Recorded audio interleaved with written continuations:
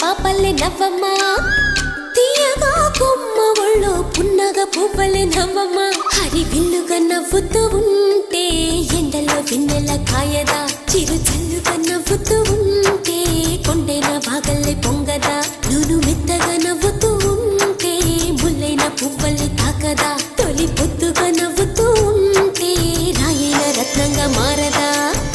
హాయిగా అమ్మ ఒళ్ళో చిన్నారి పాపల్లే నవ్వమ్మ తీయగా కొమ్మ ఒళ్ళో పున్నగ పువ్వలే నవ్వమ్మ